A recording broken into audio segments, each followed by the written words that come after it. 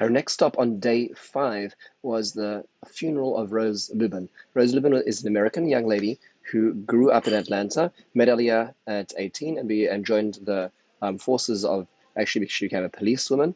And it's an incredibly inspiring and sad story at the same time. Over Simchat Torah, she was actually in the south. She was in Kibbutz Saad, which is right next to Kfar Aza, which was decimated. And the gate was closed on Shabbos. It's a religious area, and the terrorists were not able to penetrate, and she survived.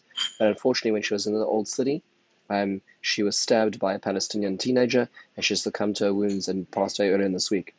And there were so many inspiring aspects of this. Her Hebrew name is Rus Elisheva. Her parents came in, the rabbi of the community came in, and many people spoke. Her brother spoke, her father, her mother, the police commissioner. It was a really very powerful experience. But what was also so powerful was just seeing the thousands of people who never knew her, but who were there for her as a chayalet bodelet. She was a soldier who was a lone soldier. She met Aliyah by herself, and such remarkable things came out about her. Such a beautiful thing.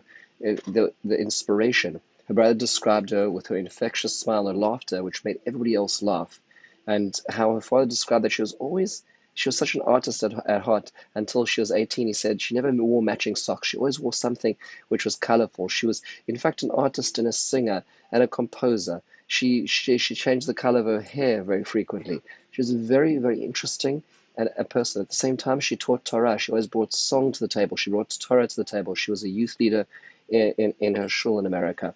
Growing up, amazing things I would hear from this girl. And I'd say, Rose is different. She sent me compositions that she wrote. I read them and said, Rose is different. She's somewhere else. A member of the congregation sent me an email. She said, I'm heartbroken. I remember Rose's bat mitzvah speech and how it touched me. The one thing she knew is that when she grew up, she wanted to protect the Jewish people. And she did. And thousands of people came to note that she made a contribution to Klal Yisrael. She protected the nation of Israel. I often think to myself as I was at Har Herzl, as we stood there at a funeral, thousands of brothers and sisters who never had a chance to really meet her. There's a book of Tanakh which is being written. And that book of Tanakh is telling us this is going to be the future book of Tanakh about the biblical experience that we're going through right now. And in that Sefer of Tanakh, there are going to be people who are in the Psukim and people who are in the Mefarshim.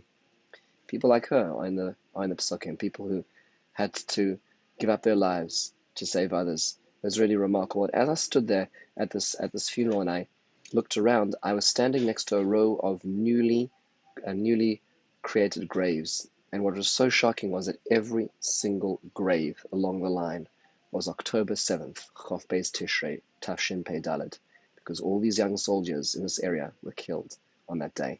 And in fact, as we looked around, I noticed the young man Yishai, who's, if you remember, in the Sderot barbecue, the mother spoke. I found his grave right there. And right there was another Binyamin, who was an Ethiopian soldier at the age of 21, and it was his shloshim. So while the speech of the funeral was going on, there was an azkara, and there were young men sitting around his grave, crying tears and kissing the grave and lighting the candles around his grave. Just so much pain, but so much achdus. What Mika Amcha, Israel.